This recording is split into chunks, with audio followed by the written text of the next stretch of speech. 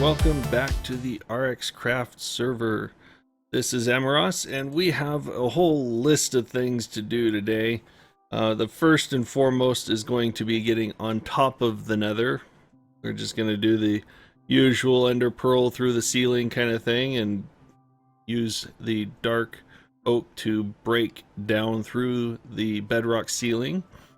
And we're doing this because the nearest snow biome, like a taiga or whatnot, is about 9,000 blocks away, and that's a rather long walk in the overworld, but in the Nether that's only what, 1,500 blocks or so. And on the ceiling of the Nether, that's going to be not a very quick ride, but it's still going to be a shorter distance away. So we're going to bust up there. It'll also allow us to have access in the event we wanted to build some kind of pigment farm or something to cut down on the lag that the gold farm induces, since it essentially reduces the overworld population, or at least the mob cap, to 0. So we don't get any spawns anywhere else if somebody's camping at the gold farm. It made it very useful when we were building our Coliseum, as there were no mobs to blow us up. But now that we're kind of rarely using the gold farm, we're running into a lot of mobs everywhere once again, so that's good. But it also reduces the efficiency of some of our mob farms or things that we might want to do in that regard. So let's go ahead and get that set up, and let me find a spot in the Nether that will work for just such an occasion. Alright, I think I found a great spot right here. It's actually head height about 126. That should do for our purposes. So I'm going to first off offload our expensive items here. Boom, boom. And we don't need our picks. Yeah. And let's see what else. We'll take one of our travel anchors with us. That should allow us to avoid having to like break back down or use another portal. But I did bring some obsidian and some flint and steel just in case. We have our nether rack here. We'll keep our bone cache on us just in case. Right. That should do it. Yep, I think everything is in order. Can probably leave those here as well. Alright. I haven't tried this out in creative yet, so this is the first time I'll be using this exploit. So let's see how it works. From what I understand, you just throw it sideways and then up.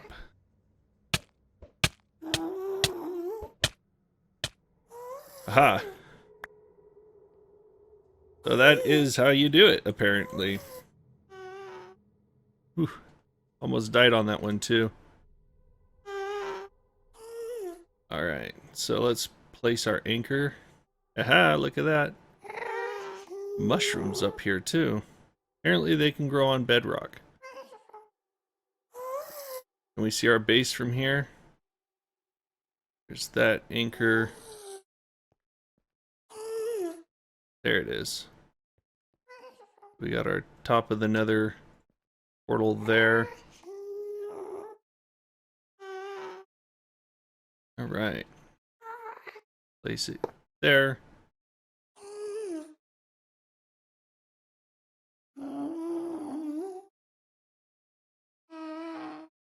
Alright.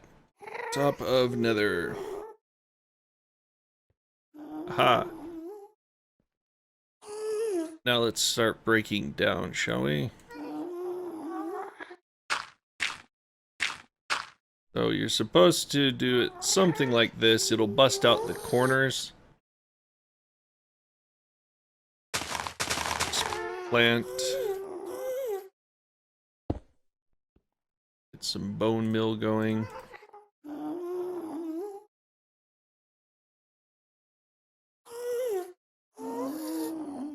Alright. Should have brought an axe with me. It would have made this a lot easier.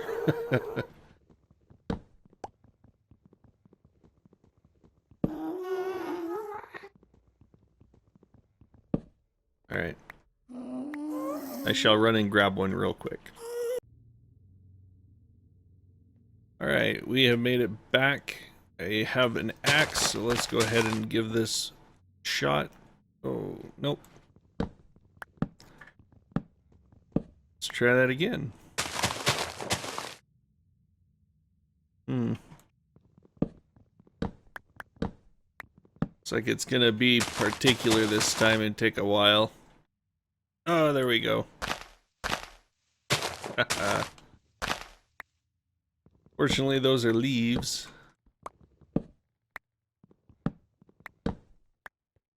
Right.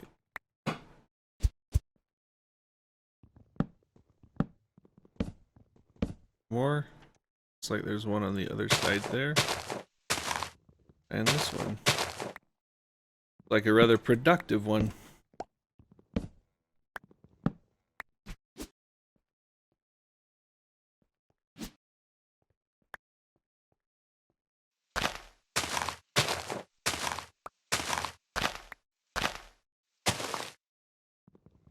Always nice to have this work out pretty well the first time. Oh yeah, look at that. See how far down that goes. Takes it all the way through. Well, we could just put a ladder right there. Something I was thinking we should do. Make it a little bigger, so if we wanted to put a minecart track, then we could maybe have enough space to drive one up.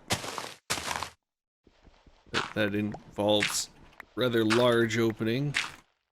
Let's shift this just slightly here.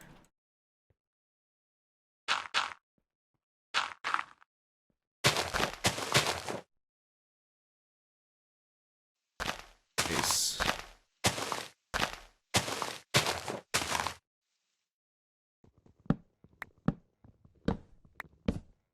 See, did that punch any through? Yep. Alright, I'm gonna go ahead and keep trying. We'll see how big of a hole we get punched here. Might take me quite a few times, and I highly doubt you guys want to keep watching. Alright, so this is the hole that we have hollowed out. As you can see, we got a nice 3x3 kind of area right here, which would do pretty good to get up and out of.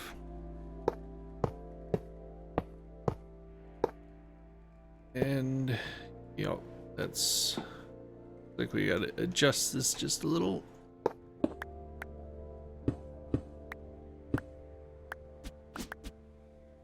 Right.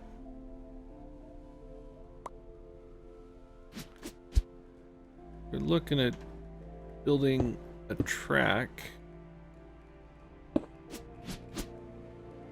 so we can get up and out of here with relative ease. Go. That'll do quite nicely.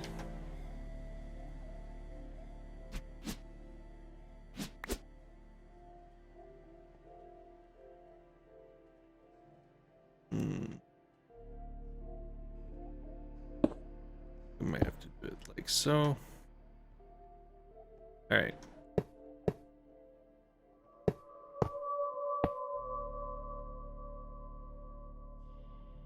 That's not gonna work, is it?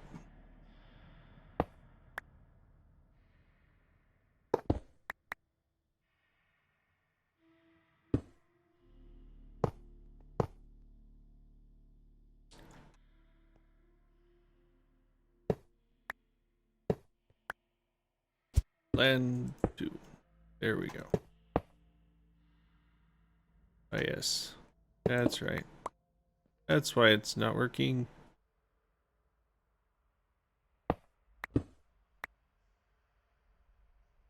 This one has to be a normal rail.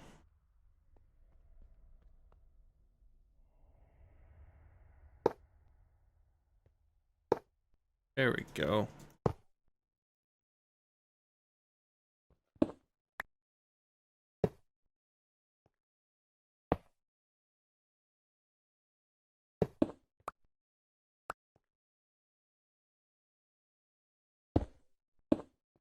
Right.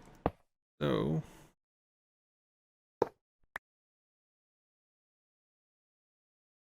we got our rail situation sorted out. And give it some power.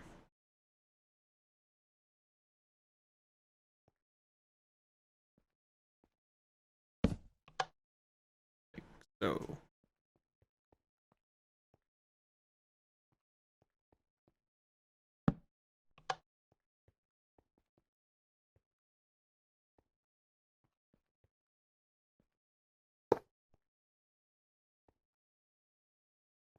Now we can go to any of the destinations that we would like. I did in advance set up a path out in that direction. See my travel anchor. That goes to an ice biome. That way we can get some packed ice from the spires. And the important thing is thermal expansion adds a mob called a Blizz that gives us a Blizz rod, which is used for a few of the higher end things, such as for some of our machines. It gives us a better secondary chance in our pulverizer, kind of like the sag mill does in Ender.io. But the thing that makes it important is it is useful for cinnabar and shiny metal, which are some very, very rare things, particularly the shiny metal. I'd say I got more than 500-600 diamonds by now, but shiny metal, I've only got maybe 1 stack of shiny metal. So very, very rare, and it's used on some of our higher end items like our tesseracts and such. Very important to get that. So I'm thinking I'll extend this in that direction until either I run out of rails or I feel that that's far enough. It currently takes an entire staff of traveling to get over to the ice biome, and we still have to camp around and wait for the world to load as it goes in that direction. So having some rails to just automate the process would be rather easy and convenient. So these tracks took forever to lay. Well, maybe not forever, but it did take quite a few of them. I think it's about, I don't know, 1,000 blocks in that direction. These things can be spaced about 120 blocks apart. I kept them kind of near each other, like within a margin of 10. And it took me 9 of them, I think it was, to get all the way to the other side. So it's certainly a lot easier than digging my way through the Nether. All the netherrack is murder on a pick. Actually, once we get to the far side there, I dug through the netherrack underneath the surface after cutting down, so I could place 4 of these travel anchors, in one for each ice spire biome that's over in this direction. There was a closer like cold biome like a taiga and stuff, but it had no ice spires and thus no packed ice. So this was the closest biome that actually had ice spires. I actually used a map viewer called Amidst to see that. I'll go ahead and put a link to it in the description. But it does really good in letting you see where the biomes are. It actually will let you see other things such as strongholds and witch huts and such if you wanted to use it for that, but I was mainly concerned about where these biomes were since there was none that I could find anywhere nearby where we were. It's like we're almost there. We'll just skip straight to it. We're actually going to look for Blizz mobs. I don't know how they spawn or any of that, just that they spawn on snow. And they're thermal expansion mobs, so you won't see them in vanilla. Oh, there's the exit right there. Alright. So I do have tracks that go down, but I disconnected them since they don't go down very well. Go ahead and zone in here.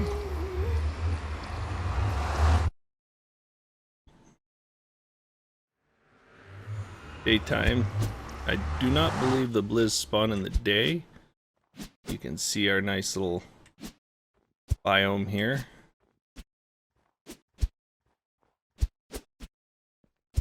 There we go. So I think that they come out just in the changeover from night, well, day to night, and maybe night to day. So let me go ahead and hunt a few and we'll see. Look, right there. Oh yeah, oh yeah. Got him. Right, I think I found another one. It's right there. Yes. Haha. Come on, die, die. Oh. There we go. And you. So the two Blizz that we killed gave us just enough to actually be able to get our last upgrade here. This required Blizz powder and all sorts of stuff, so gave us our increased secondary chance. Let's see, this was, yeah, a couple of cryotheum dust, which is niter and snow and all sorts of stuff. Servo, hardened glass. So that just gives us a better chance for shiny. I have the cinnabar going straight into our induction smelter. We just stick our ferrous ore in here and it creates ferrous and our shiny ore, so we're doing good. That's what we needed our ice biome for. That and our packed ice that I've been farming a little bit for us. So doing well on that too. Now to solve an energy crisis. We have our stack of machines here and our fuels to feed all of it, but as you can see, we're running dry on fuel. I got a whole bunch of backstore, but I just go through power like mad with the farming stations that I got, as well as the quarries to give us more resources. See, we're doing pretty well. So what I was intending on doing was getting an alternate renewable resource. Now, there is the photovoltaic cells. These are good to produce power during the day. 10 RF, energetic, alloy, electrical steel, hardened glass. Takes a lot of nether quartz though for this daylight sensor. Where we got the advanced photovoltaic, which is vibrant alloy, vibrant crystal, so lots of emeralds. But it does give us 40 RF per tick in the middle of the day. Pulsating iron, so looks like it's an ender pearl heavy recipe, which we can do. We do have our enderman farm, but I had another idea. Let's see, we have bats which create nutrient distillation using these variety of components, And one in particular I was looking at was the mushroom. You'll see here in a sec on the left. Besides heads, there is zombie flesh. Come on. Well, take my word for it, there's a zombie flesh in there. So what I was thinking of doing was using the zombie generator. Let's see. Right there. Used quartz, so it's rather expensive in that regard. And electrical steel. But all in all, not terribly hard to make. And this will kick out 80 RF per tick all the time, as long as we feed it the nutrient. So I'm thinking we could get an array of these, because each one of those will do equivalent to one of these. And rather than changing oil into fuel, as high density as it is, it's not infinite, we'd have to continually find more and more places to pump it. Now I could build a mushroom farm, and we already have a zombie pigment farm. Provide us with plenty of flesh. Look at that, 160,000. And it takes maybe a single chest worth of this stuff to kick out about 50 million power. So to refill our energy bank completely once, I think this would be a pretty good option. But we have to build a mushroom farm. So I'm going to plot out a design. I might use a design I saw in ZipCrowd, and there you have what cloud mushrooms they called them. Had a pretty decent compact design for a automated mushroom farm that harvested once a day or something of that nature. So I'm gonna go ahead and see what would work best. Here we are in my tutorial world, and what I have here is kind of a modified stack of mushroom towers from what I saw on the ZipCrowd server. Like I was saying, they just had a seed mushroom in the middle, 4 squares that it could grow out to. They had it actually stacked so that this was rotated, angled this way, and had 4 of them stacked together in one 16 by 16 chunk. I went and modified it slightly by, well, I'm not sure what redstone they were using because they didn't really show, but I made a nice little torch tower that illuminates the pistons to each side, but also lights up the block above it. So I interwove the pistons to work like so. That way, both of them fire off of just the single torch tower. It's kind of a minor efficiency change, but at least I don't have to worry about an additional stack of torch towers going off when this thing does. With all these pistons, I'm sure this will induce quite a bit of lag the higher this stacks. But you can see each little pod in here, you can do the same type of mushroom, or you can alternate between brown and red. They really won't affect the growing of each other. And I made these 2 stacks just to test it. Got 42, and then here we got 13 and 9, and then 14 and 18. I mean, pretty similar numbers all in all. But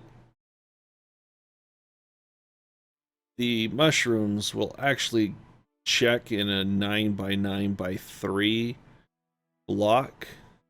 And so we count 1, 2, 3, 4 out to this side, and then 4 out to this side. You can see that that's just shy of this block, which will actually have mushrooms. So it won't actually detect any of these mushrooms in this tower over here. So those won't impede the growth of it hitting that cap of 5. And when it checks vertically, you got the block that it's in, and then you got one above and one below. And since those are all solid, that's not going to affect it either. So these are very isolated pods. And this is actually packed in one row closer than what I saw in the Zip Crowd server. Like I said, they had a couple of torch towers. So this is actually probably as compact as you can get it. But I let these run for, I'd say, close to 12 to 16 hours. And, you know, it's not a whole lot of mushrooms. But they're not that tall either. These are 10 stacks tall, I believe it was. Yeah, 10. You can count 1, 2, 3, 4, 5, 6, 7, 8, 9, 10, 11. That's probably because that one's, yeah. So they're 11 tall. Not too bad, not too shabby. This guy, I actually built just after this guy. And I actually cleaned those out. And I just built this second pod next to it just to see if the rates are affected at all by these spawning areas right next to the seed mushrooms here. Like I said, they don't check for red versus, well, they don't check the alternate color of mushrooms, so red just completely ignores these brown ones except for spots where it can grow. And once again, we have that vertical isolation. So we got some ultra compact here. The thing that's different about this is it has all of these spawning locations quite adjacent to the mushrooms. So if you get a couple of spawns during a cycle, in this case we got a day-night cycle controlling it, then it has plenty of room to grow. Plenty of space to move out into, and hopefully we can get, what, 2, 3 jumps. See, like here. Already a couple spots, because not only is this one now spawning, but so is this one. So it's kind of an exponential growth there, but you also lose spawning spaces, so these give it plenty of those. Now, this was actually Panda 4994's design, and you can see here when we trip it off, it just sends a pulse to turn the water on, and then it'll send another pulse here in a second to turn the water off, and it just flushes the system. Mushrooms fall down the corners into the hoppers. Still working out this section here. As you can see, it's got a little bit of an issue.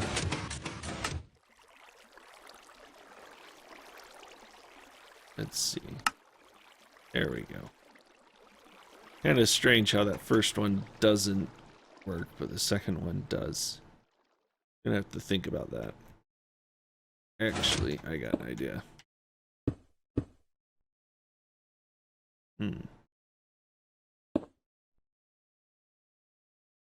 Yeah, I'll have to think about that. But either way, we have the flushing system, and this has already got 76 mushrooms as opposed to one tower here that has 42. This one has a combined total of somewhere in the 50s, probably high 40s. So most of that was actually just off this single tower here that's got, what, 1, 2, 3, 4, 5 spawning pads. So this is most definitely the more efficient of the two. So I am definitely thinking we should go with this design here. I don't break it. I just need to work out this portion here. Probably do something akin to a pulse lengthener. So we could do that. And that. And then kill that redstone. That. Put that here. There. There. Nope. Kind of tight quarters here.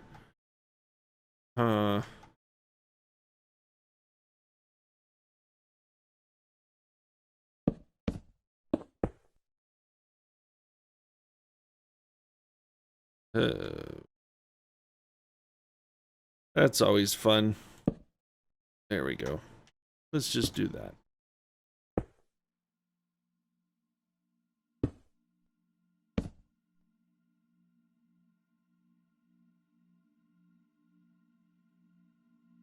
And what to do about this one?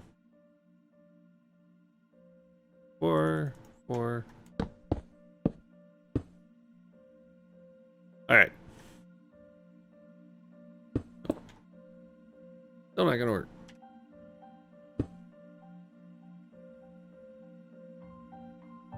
Fine, we'll cheat. There we go. So this will lengthen each pulse just a little bit, and our daylight sensor isn't going to work because it's not day anymore. Joy. So this is the design I'm thinking we'll use. Redstone can be modified with a hopper clock or any other kind of clock. I'm definitely thinking the daylight sensor will be good. It'll give us a good 20 minutes between each flush. Give our mushrooms a chance to grow for a little while and get that multiplicative effect. And the only downside is it requires the soul sand here. And that's just a special bit because when the water comes out here, it seeks the nearest hole, which is right here. Since there's no hole this way, these two mushrooms will stay in place. But as it washes this way, we needed a lip here because the mushrooms would flow out and land on these two spots.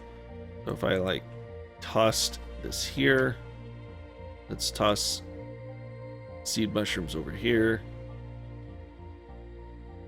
Let's trigger this. So button. Okay, we'll just use a lever. So we trigger that, and you can see these will wash and oh, come on. Yeah, see how it keeps bouncing back? That's because the soul sand is the 15/16 of a block tall. So it gives a little lip here, and it doesn't allow the water nor the, well, the water will flow, but the objects won't flow up onto here, whereas before they would. So that was a pretty nifty thought that Panda had. And I definitely like this kind of waterfall tower design. You do get a little bit of lag from the whole water propagation, but it really is not anything to be concerned about. Once we take this to extreme measures, I think it might be more of a problem, but we're going to have to do some extreme farming for our mushroom farm. Something akin to that height. Welcome back to the real world, and unfortunately we have expended all of our time for this episode, so I'm sure you are excited to watch me get going on that mushroom farm, but unfortunately you will have to wait till next time. So be sure to subscribe so that you can get notified when that episode comes out, and if you have liked this episode, go ahead and do hit that like button. It is most appreciated. And we will see you next time for the big build.